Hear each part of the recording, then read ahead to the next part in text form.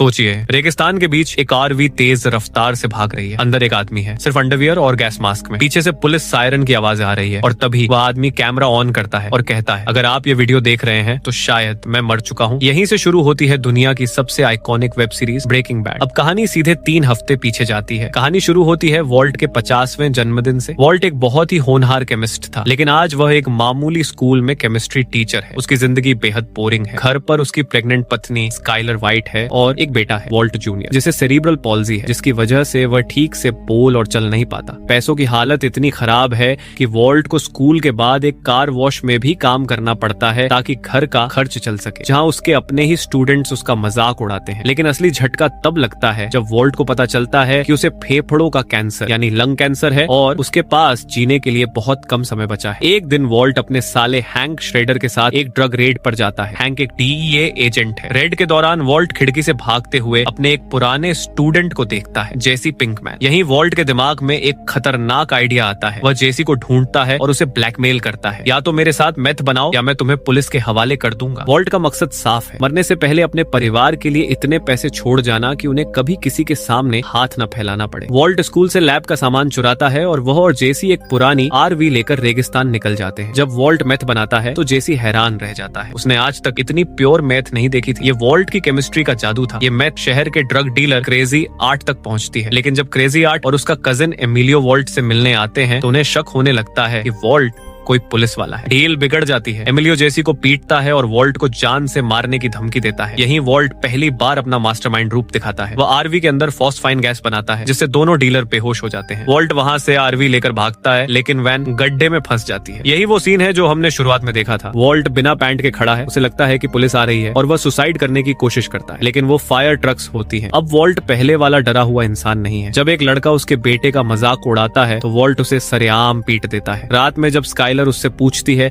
कि वह कहां था तो वह कोई बहाना नहीं बनाता। उसकी आंखों में अब एक नई चमक है। वॉल्ट और जेसी RV लेकर जेसी के घर पहुंचते हैं। उन्हें लगता है कि क्रेजी आर्ट और एमिलियो मर चुके हैं, लेकिन जैसे ही वे वैन खोलते हैं एक डरावना सच सामने आता है। क्रेजी आर्ट अभी जिंदा है। वह बाहर निकलने की कोशिश करता है, लेकिन झाड़ियों में गिर जाता है। अब वॉल्ट और जेसी के सामने 2 बड़ी समस्याएं हैं। एमिलियो की लाश को ठिकाने लगाना और जिंदा क्रेजी आर्ट का क्या करना। दोनों में बहस होती है और आखिर में वे सिक्का उछालते हैं। जेसी के हिस्से आता है लाश को ठिकाने लगाना और वॉल्ट के हिस्से आता है क्रेजी आर्ट को मारना। वॉल्ट एक टीचर है। उसने आज तक किसी की जान नहीं ली है। वह अंदर से डरा हुआ है। वह क्रेजी आर्ट को जेसी के बेसमेंट में एक कुत्ते की जंजीर से बांध देता है और उसे खाना खिलाता है, क्योंकि वह उसे मारने की हिम्मत नहीं जुटा पा रहा। वॉल्ट जेसी को बताता है कि लाश को गलाने के लिए हाइड्रोफ्लोरिक एसिड का इस्तेमाल करना है, लेकिन सिर्फ प्लास्टिक यानी पॉलीएथिलीन टब में। वह समझाता है कि यह एसिड प्लास्टिक को नहीं गलाता, लेकिन बाकी सब कुछ पूरी तरह खत्म कर देता है। जेसी को प्लास्टिक टब नहीं मिलता। वह सोचता है क्या फर्क पड़ता है और वह लाश को ऊपर बाथरूम के बाथटब में डाल देता है। अब आता है सबसे भयानक सीन। छत से टपकना शुरू होता है और देखते ही देखते पूरा बाथटब छत फाड़ कर नीचे गिर जाता है। खून, एसिड और लाश के टुकड़े हर तरफ फैल जाते हैं। वॉल्ट चिल्लाता है, मैंने तुमसे कहा था कि यह एसिड सिरेमिक और मेटल को गला देता है। जेसी बस खड़ा होकर इस तबाही को देखता रह जाता है। नीचे बेसमेंट में क्रेजी आर्ट जिंदा बैठा है और वॉल्ट अब भी कश्मकश में है। वह एक कागज उठाता है और 2 कॉलम बनाता है, मारने के कारण और न मारने के कारण। न मारने वाले कॉलम में वह लिखता है ये गलत है, ईश्वर में विश्वास और वह शायद सुधर जाए। लेकिन मारने वाले कॉलम में सिर्फ एक ही बात लिखी होती है, अगर उसे छोड़ा तो वह मुझे और मेरे परिवार को मार देगा। वॉल्ट क्रेजी आर्ट को खाना देने नीचे जाता है, लेकिन तभी कैंसर की वजह से वह अचानक बेहोश होकर गिर जाता है। होश आने पर वॉल्ट और क्रेजी आर्ट के बीच बातचीत शुरू होती है। हमें पता चलता है कि क्रेजी आर्ट का असली नाम डोमिंगो मोलिना है और उसके पिता की एक फर्नीचर की दुकान थी। वॉल्ट को उसमें एक इंसान नजर आने लगता है। डोमिंगो वॉल्ट से कहता है कि वह कोई अपराधी नहीं है, वह बस अपने परिवार को बचाना चाहता है। वह वॉल्ट से वादा करता है कि अगर उसे छोड़ दिया गया तो वह किसी को कुछ नहीं बताएगा। वॉल्ट को लगने लगता है कि शायद उसे छोड़ देना ही सही फैसला है। वॉल्ट ऊपर जाकर चाबी लेने ही वाला होता है, तभी उसे कूड़ेदान में वह टूटी हुई प्लेट दिखती है जो कल उसके हाथ से गिर गई थी। वह प्लेट के टुकड़ों को जोड़ता है, बिल्कुल वैसे ही जैसे केमिस्ट्री में मॉलिक्यूल्स जोड़े जाते हैं, और तभी उसे एहसास होता है कि एक बड़ा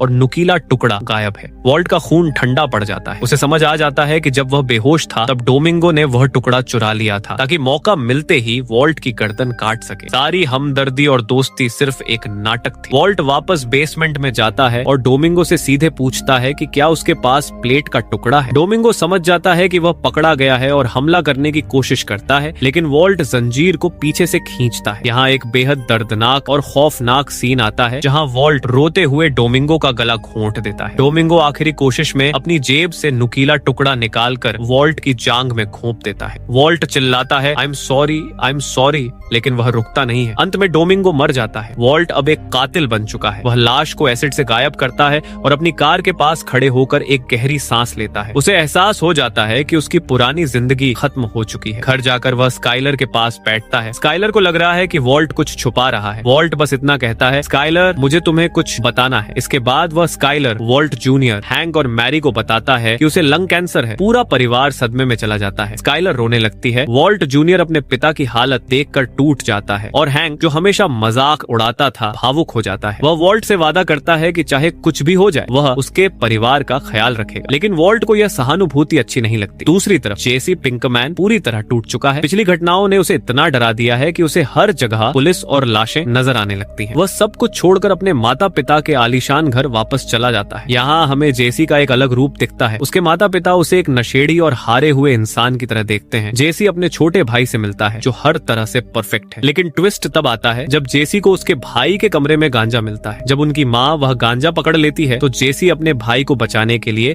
इल्जाम खुद पर ले लेता है। नतीजा, उसके पिता उसे फिर से घर से निकाल देते हैं। अब जेसी के पास कोई घर नहीं बचता सिवाय उसी ड्रग्स की दुनिया के। इधर वॉल्ट एक गैस स्टेशन पर खड़ा होता है जहाँ उसकी मुलाकात एक घमंडी स्टॉक ब्रोकर केन विंस से होती है। केन अपनी महंगी BMW में फोन पर चिल्ला रहा होता है और वॉल्ट की पार्किंग स्पेस छीन लेता है। पुराना वॉल्ट ये सब चुपचाप सह लेता, लेकिन नया वॉल्ट बदल चुका है। बाद में जब केन फिर से मिलता है तो वॉल्ट उसकी कार के बोनेट के नीचे एक गीला स्पंज रख देता है जिससे शॉर्ट सर्किट हो जाता है। जैसे ही वॉल्ट वहाँ से चलता है, पीछे केन की कार धमाके के साथ जल उठती है। वॉल्ट के चेहरे पर एक ठंडी मुस्कान होती है। हैंक और उसकी टीम को रेगिस्तान में वह जगह मिल जाती है जहाँ वॉल्ट और जेसी ने मेथ बनाई। उन्हें वहाँ एक गैस मास्क मिलता है। हैंक को अब तक नहीं पता कि उसका अपना जीजा ही सब कुछ कर रहा है, लेकिन उसे यह जरूर समझ आ जाता है कि शहर में कोई बेहद हाई क्वालिटी ब्लू मेथ बना रहा है। जांच शुरू हो चुकी है और घेरा धीरे धीरे छोटा होता जा रहा है। वॉल्ट अपने इलाज का खर्च देखता है। कीमोथेरेपी बेहद महंगी है और उसके पास पैसे नहीं है। इसी दौरान वह अपनी पत्नी स्काइलर के साथ अपने पुराने दोस्त इलियट श्वार्ट्ज की बर्थडे पार्टी में जाता है। ये वही इलियट है जिसके साथ वॉल्ट ने कभी ग्रे मैटर टेक्नोलॉजीज की शुरुआत की। आज वही कंपनी अरबों डॉलर की है और वॉल्ट ने सालों पहले अपनी हिस्सेदारी सिर्फ $5000 में बेच दी थी। पार्टी में इलियट वॉल्ट को जॉब ऑफर करता है और कहता है कि कंपनी का इंश्योरेंस उसके इलाज का पूरा खर्च उठा लेगा। आम इंसान इसे मदद समझता, लेकिन वॉल्ट इसे अपनी बेइज्जती मानता है। उसके लिए यह मदद नहीं बल्कि भीख है। घर लौटने पर स्काइलर एक इंटरवेंशन प्लान करती है। पूरा परिवार बैठा होता है और टॉकिंग पिलो के नियम के साथ चर्चा शुरू होती है। जब तकिया वॉल्ट के हाथ में आता है तो वह कहता है कि उसने पूरी जिंदगी दूसरों की मर्जी से जी है। अब जब वह मरने वाला है तो कम से कम यह फैसला उसका होना चाहिए कि वह कैसे मरेगा। वह कीमोथेरेपी नहीं करवाना चाहता, लेकिन अगले ही दिन वॉल्ट अपना फैसला बदल देता है। वह कहता है कि वह इलाज करवाएगा। स्काइलर खुश हो जाती है, लेकिन असल में वॉल्ट ने एक अलग रास्ता चुन लिया होता है। वह इलियट के पैसों की जगह अपने पैसों से इलाज करवाना चाहता है। तभी जेसी के घर के बाहर वॉल्ट की कार रुकती है। वह शीशा नीचे करता है और एक ठंडी आवाज में पूछता है, do you want to cook? यहीं से कहानी एक नए मोड़ पर पहुंच जाती है। वॉल्ट के do you want to cook कहते ही साफ हो जाता है कि अब वह पीछे हटने वाला नहीं है। वॉल्ट और जेसी फिर से साथ आ जाते हैं। वॉल्ट का कीमोथेरेपी ट्रीटमेंट शुरू हो चुका है। उसकी हालत खराब रहती है। उसे बार बार उल्टियां होती हैं, लेकिन वह यह सब अपने परिवार से छुपाता है। इलाज महंगा है, घर चलाने के लिए पैसे चाहिए और इसी वजह से वॉल्ट दोबारा मेथ बनाने में जुट जाता है। अब वह पहले जैसा नहीं रहा। वह ज्यादा सख्त है, ज्यादा कंट्रोल में है। वह जेसी से साफ कहता है कि अब छोटे मोटे डीलरों के लिए काम नहीं करेंगे। अगर पैसा चाहिए तो उन्हें एक बड़ा डिस्ट्रीब्यूटर चाहिए जो थोक में माल खरीदे। जेसी घबराया हुआ है। वह कहता है कि इतनी ज्यादा मेथ बनाने के लिए उन्हें सूडोएफेड्रिन वाली गोलियां चाहिए होंगी और इतनी गोलियां पूरे शहर से इकट्ठा करना नामुमकिन है। लेकिन वॉल्ट के पास हमेशा की तरह एक दूसरा रास्ता है, साइंस। वह जेसी को समझाता है कि बिना उन गोलियों के भी मेथ बनाई जा सकती है, लेकिन इसके लिए उन्हें एक इंडस्ट्रियल केमिकल चाहिए, मेथिलामीन, और यह केमिकल किसी दुकान पर नहीं मिलता। इसे पाने का सिर्फ एक ही तरीका है, चोरी। इसी दौरान वॉल्ट के बाल कीमोथेरेपी की वजह से झड़ने लगते हैं। एक सुबह वह बाथरूम के शीशे के सामने खड़ा होता है और बिना एक शब्द बोले अपना पूरा सिर मुंडवा लेता है। ये सिर्फ हेयर स्टाइल बदलना नहीं है, ये वॉल्ट का ट्रांसफॉर्मेशन है। अब वह एक लाचार कैंसर मरीज नहीं लगता। अब वह खुद को एक अलग पहचान देता है। है हाइजेनबर्ग। इधर जेसी को पता है चल्की शहर का नया और बेहद खतरनाक ड्रग लॉर्ड है ट्यूको सलामांका। जेसी ब्लू मेथ लेकर ट्यूको से मिलने जाता है। ट्यूको को माल बहुत पसंद आता है, लेकिन वह पूरी तरह पागल है। वह पैसे देने की बजाय जेसी को बेरहमी से पीटता है और माल अपने पास रख लेता है। जेसी बुरी हालत में अस्पताल पहुंचता है। जब वॉल्ट जेसी को इस हाल में देखता है तो उसके अंदर का हाइजेनबर्ग पूरी तरह जाग जाता है। अब वह डरने वाला नहीं है। वॉल्ट अकेले ट्यूको के अड्डे पर पहुंचता है। ट्यूको और उसके गुंडे एक स्कूल टीचर को देखकर हंसते हैं। वॉल्ट शांति से ट्यूको से जेसी के पैसे और हर्जाने के तौर पर $1000 मांगता है। ट्यूको उसे जान से मारने की धमकी देता है। तभी वॉल्ट अपनी जेब से एक क्रिस्टल जैसा टुकड़ा निकालता है। ट्यूको समझता है कि यह मेथ है, लेकिन वॉल्ट ठंडे लहजे में कहता है दिस इज नॉट मैथ। वह टुकड़ा असल में फुलमिनेटेड मर्क्यूरी होता है, एक बेहद ताकतवर विस्फोटक। वॉल्ट उसे जमीन पर पटक देता है। जोरदार धमाका होता है, खिड़कियां टूट जाती हैं, गुंडे जमीन पर गिर पड़ते हैं और पूरा कमरा दहल उठता है। धमाके के बाद ट्यूको पूरी तरह डर जाता है। वह वॉल्ट की ताकत को मान लेता है और उसे पूरे पैसे दे देता है। वॉल्ट शांति से वहां से बाहर निकलता है। कार में बैठते ही उसके अंदर जमा सारा डर